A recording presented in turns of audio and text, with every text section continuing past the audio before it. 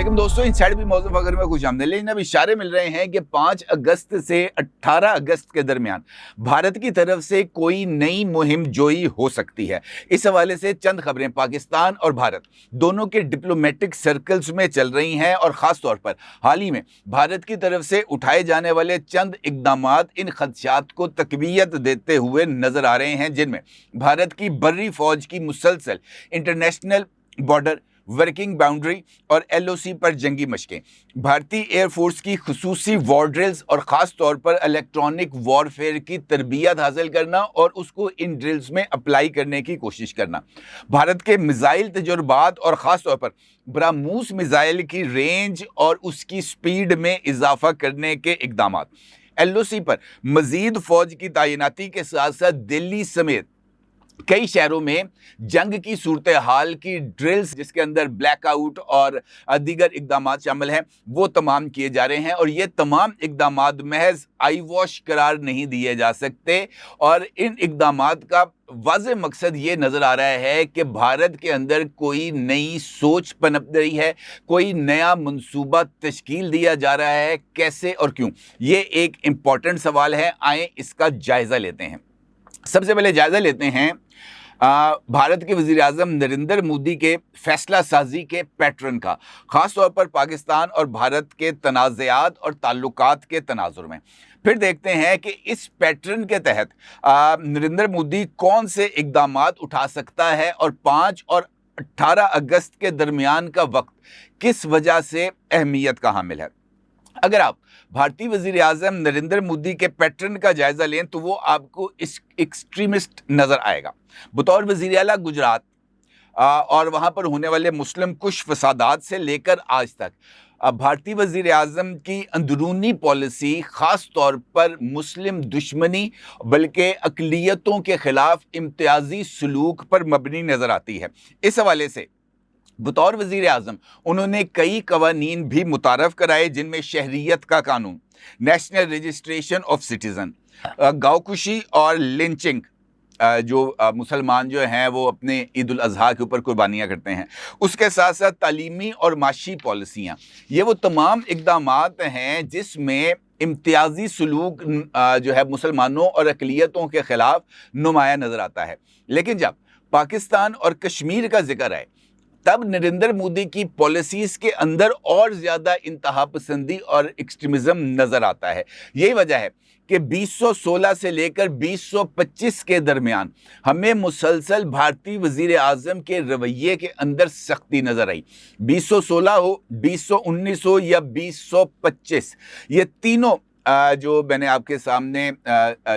वो जो हैं सालों के नाम लिए हैं, इन तीनों बरसों के दौरान इम्पॉर्टेंट डेवलपमेंट्स हुई। 2016 में जब उड़ी का वाक़या हुआ था तब भारतीय वज़ीर-ए-आज़म नरेंद्र मोदी का रवैये में जो है वो सख्ती ज़रूर थी, लेकिन इतनी ज़्यादा नहीं। 2019 में जो है वो ज़्यादा हुई और 2025 के अंदर वो शदीद हो गई। लेकिन हर अमल के बाद अगले अमल में शिद्दत भी आती रही और उसके नतीजे में जो उनके अपने मुल्क के अंदर जो डेवलपमेंट्स थी वो और ज़्यादा शिद्दत पर मबनी नज़र आई। मिसाल देता हूँ आपको, 2016 में दहशतगर्दी के वाक़यात के बाद कश्मीर की आज़ादी की तहरीक को कुचलने के लिए सख्त इक़दामात किए गए। कश्मीरी लीडर्स को गिरफ्तार करके जेलों में डाला गया। पूरे कश्मीर में नौजवानों की गिरफ्तारियां हुई, उन्हें अकूबत खानों में मुंतकिल किया गया। वहाँ पर भारतीय इक़दामात के ख़िलाफ़ मुज़ाहरे हुए और उन मुज़ाहरों को कुचलने के लिए पैलेट गन्स का इस्तेमाल किया गया और पैलेट गन्स के इस्तेमाल के नतीजे में हज़ारों कश्मीरी जो हैं उनकी बिनाई मुतासर हुई, क्योंकि पैलेट के जो छर्रे निकलते हैं वो अमूमी तौर पर आंखों को मुतासर करते हैं। और उसके साथ साथ इस सारे अमल में जो कि मकबूजा कश्मीर में हुआ वो नेतन्याहू की पॉलिसीज़ का अक्स के तौर पर नज़र आया। यानी नरेंद्र मोदी ने इसराइली पॉलिसीज़ का मुकम्मल जो ब्लूप्रिंट था उसको मकबूजा कश्मीर के ऊपर अप्लाई करते हुए फ़ौज को मुकम्मल इख्तियारात दिए। 2019 में पुलवामा अटैक हुआ اور پلوامہ اٹیک کے بعد نریندر مودی کے رویے میں سختی آئی اور نریندر مودی نے اس کے بعد بالا کوٹ کے اوپر سرجیکل سٹرائکس کی، اور سرجیکل سٹرائکس کے نتیجے میں بھارت کا ایک مگ طیارہ گرایا گیا۔ بھارت کے بریگیڈ ہیڈ کوارٹر جہاں پر اس وقت ان کے آرمی چیف موجود تھے اس کو لاک کیا گیا، پاکستان کی طرف سے میزائل اس کے قریب گرایا گیا، ان کو یہ پیغام دیا گیا کہ ہم آپ کے آرمی چیف کو ہٹ کر سکتے تھے، اور یہ وہی ٹائم تھا جب ابھینندن کو بھی گرفتار کیا گیا تھا۔ ان واقعات کے بعد اس وقت کے پرائم منسٹر عمران خان امریکہ گئے، وہاں پر ان کی ڈونلڈ ٹرمپ کے ساتھ ملاقات ہوئی، انہوں نے اقوام متحدہ کی سلامتی کونسل سے خطاب بھی کیا، جنرل اسمبلی سے بھی خطاب کیا، اور اپنے خطاب کے اندر انہوں نے اس بات کا ذکر کیا کہ مقبوضہ کشمیر اس وقت بڑی جیل بن چکا ہے، اور وہاں پر جو ریاستی جبر ہے وہ نہ صرف بڑھ چکا ہے، اور جیسے ہی یہ پابندیاں ہٹیں گی وہاں پر بلڈ بات ہوگا۔ اور اس کے بعد ڈونلڈ ٹرمپ سے ملاقات کے بعد جب عمران خان واپس آئے تو انہوں نے کہا کہ مجھے ایسے لگتا ہے کہ میں ایک اور ورلڈ کپ جیت کے آیا ہوں، لیکن اس کا نتیجہ ہمیں 5 اگست کو ورلڈ کپ کا نتیجہ ہمیں ملا، جب 5 اگست کو بھارتی وزیر اعظم کی طرف سے مقبوضہ کشمیر کو جو اسپیشل سٹیٹس ان کے کانسٹیٹیوشن کے تحت دیا ہوا تھا، آرٹیکل 370 کے تحت، اس اسپیشل سٹیٹس کو وڈرا کر کے مقبوضہ کشمیر اور جموں کو یونین ٹیریٹری میں شامل کر لیا گیا، اور اس کے ساتھ ساتھ اسپیشل سٹیٹس ختم ہونے کے بعد وہاں پر بھارتی شہریوں کو پراپرٹی خریدنے، زمین جائیداد خریدنے کی مکمل طور پر آزادی دی گئی۔ اس کا مطلب یہ ہے کہ ہر اقدام کے بعد بھارتی وزیر اعظم کا مقبوضہ کشمیر کے حوالے سے فیصلوں کے اندر اور زیادہ سختی آئی۔ مقبوضہ کشمیر کا اسپیشل سٹیٹس ختم کرنے کے بعد وہاں پر ایک مکمل آئرن کرٹن ڈال دیا گیا، اور پاکستان کے ساتھ گفتگو کے امکان کو نریندر مودی کی طرف سے یکسر مسترد کر دیا گیا، بلکہ جب بھی ان سے بات کی گئی پاکستان کے ساتھ مذاکرات کے حوالے سے تو ان کا یہ کہنا تھا کہ میں پاکستان کو اہمیت ہی نہیں دیتا، انہوں نے ٹوٹل نظر انداز کر دیا پاکستان کو، وہ اس طرح سمجھے کہ جو ہے نا ان کے نزدیک پاکستان کا وجود ہی نہیں تھا۔ سفارتی تعلقات کے اندر بھی کمی آئی، اور پاکستان کے ساتھ جو سفارتی عملہ یہاں پر انڈیا کا تعینات تھا اس کو سفیر کے درجے سے کم کر کے 4D افیئرز کے اوپر انہوں نے لے آئے۔ اب 2025 آ گیا، 2025 میں پہلگام اٹیک ہوا۔ پہلگام اٹیک کے بعد نریندر مودی سپرلیٹو ڈگری پر گئے اور انہوں نے پاکستان میں دہشت گردوں کے سو کالڈ ٹھکانوں کے اوپر اٹیک کر دیا، اور وہاں پر میزائل برسائے، مساجد کو اور مدارس کو نشانہ بنایا گیا، جس کے نتیجے میں عورتیں اور بچے شہید ہوئے، اور اس کو بھارت نے اپنی فتح کا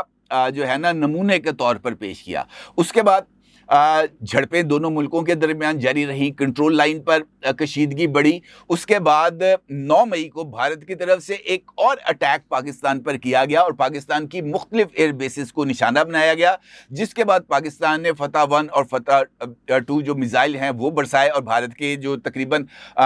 26 کے قریب جو ان کی ملٹری انسٹالیشنز تھیں ان کو ہٹ کیا۔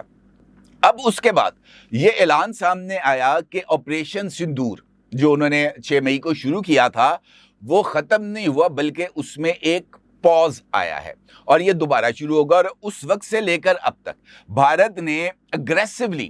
نہ صرف ہتھیاروں کی شاپنگ کی ہے، بلکہ اس کے لیے انہوں نے اربوں روپے مختص کیے ہیں۔ اس کے ساتھ ساتھ نئے اور جدید میزائلز کے تجربات کیے گئے ہیں، جن میں ہائپر سونک میزائلز بھی شامل ہیں۔ بھارتی نیوی کی کارکردگی میں اضافہ کرنے کے لیے وہاں پر مزید جنگی جہازوں کو بھی جو ہے بحری فورس کے اندر شامل کیا گیا، اور بھارتی وزیر دفاع نے اس بات کا اظہار بھی کیا کہ اگلی لڑائی کے اندر جناب ہم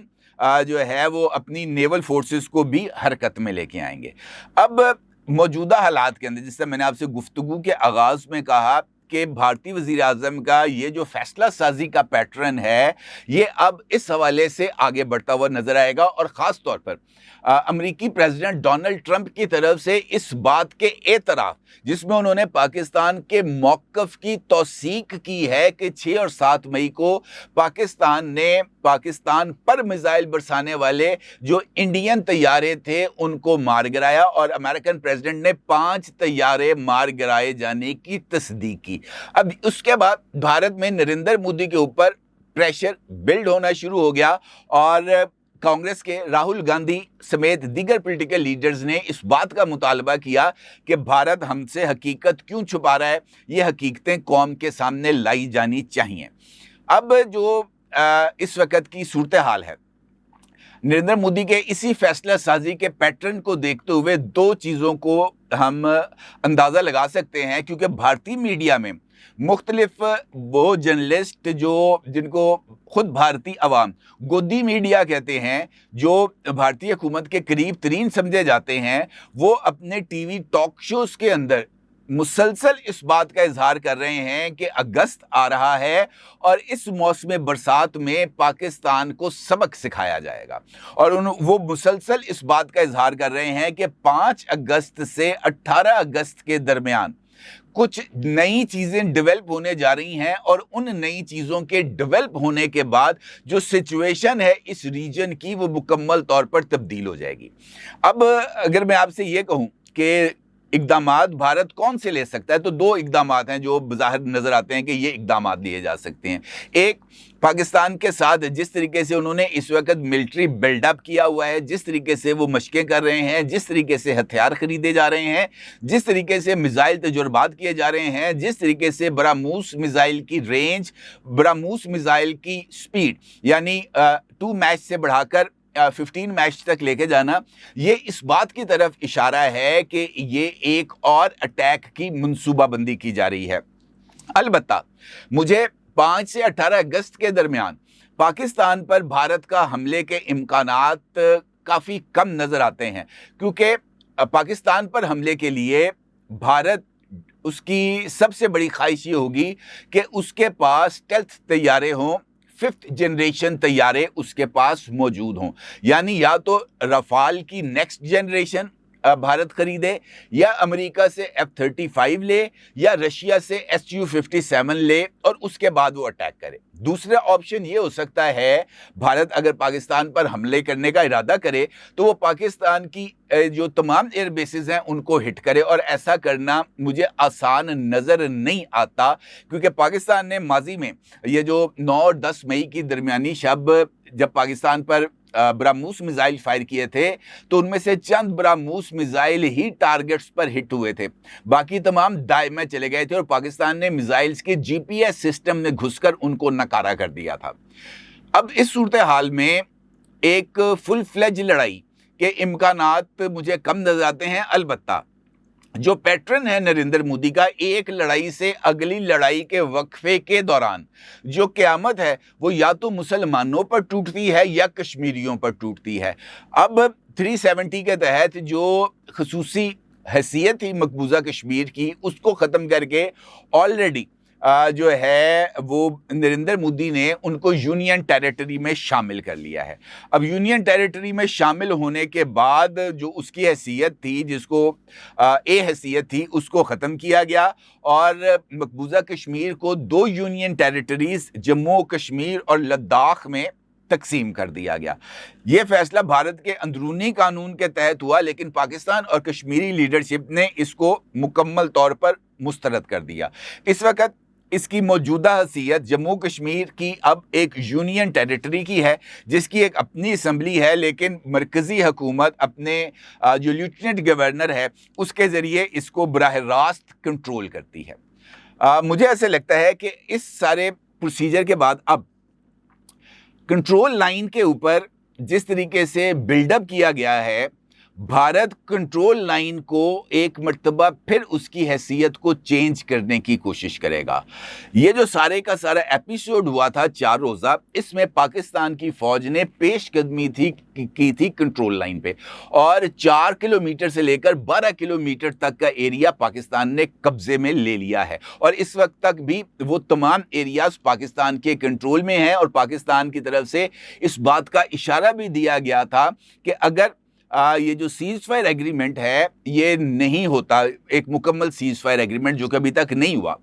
तो उसके बाद पाकिस्तान इस नई सीज़ फायर के तहत जो इलाके फतह किए हैं उनको आज़ाद कश्मीर के नक्शे में शामिल करके नया नक्शा जारी कर देगा। चूँकि अभी तक बाज़ाब्ता तौर पर सीज़ फायर का अग्रीमेंट नहीं हुआ, इस वजह से नया नक्शा जारी नहीं किया गया, अलबत्ता नया नक्शा तैयार हालत में मौजूद है। अब मकबूजा कश्मीर के अंदर जिस तरीके से बिल्डअप किया गया है और भारतीय हुकूमत ने इस बात का इजहार किया है कि वो आज़ाद कश्मीर को भी अपना ही हिस्सा तस्वुर करते हैं, और पाकिस्तान से अगर बात होगी तो वो ये होगी कि वो आज़ाद कश्मीर से वापस कैसे निकलता है और आज़ाद कश्मीर को भारत के सुपुर्द कैसे किया जाता है। तो इस बात के इम्कान पाए जाते हैं कि जो नरेंद्र मोदी है वो आज़ाद कश्मीर को भी अपनी यूनियन टेरिटरी का हिस्सा करार देते हुए पाकिस्तानी फ़ौज को काबिज़ फ़ौज करार देकर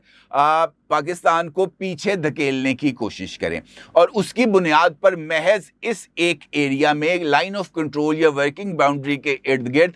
पाकिस्तानी और भारतीय फ़ौज के दरमियान मुकाबला हो, लेकिन यहाँ पर इसको रोका नहीं जा सकेगा। सिर्फ लाइन ऑफ कंट्रोल के ऊपर इस मामले को नहीं रोका जाएगा, क्योंकि पाकिस्तान इस हवाले से पहले ही इजहार कर चुका है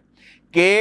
अगर भारत अपने इसी तर्ज अमल पर कायम रहा तो पाकिस्तान शिमला एकॉर्ड से बाहर निकल जाएगा। अब पाकिस्तान का शिमला एकॉर्ड से बाहर निकलना इनफैक्ट